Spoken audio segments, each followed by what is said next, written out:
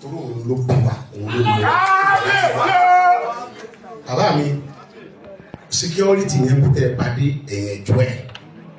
ohun tó ṣẹlẹ̀ ní Katsina ti ń ṣẹlẹ̀ káàkiri ó ti ń wọlé Yorùbá àwọn ọmọ yìí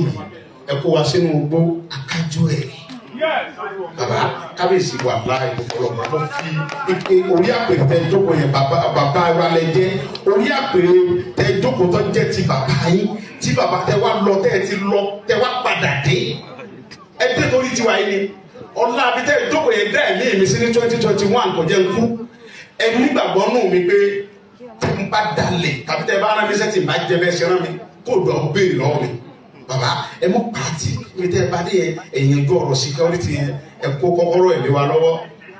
ẹ jẹ́ ká wo ara Fúlàní Oòduà ìṣẹ́nu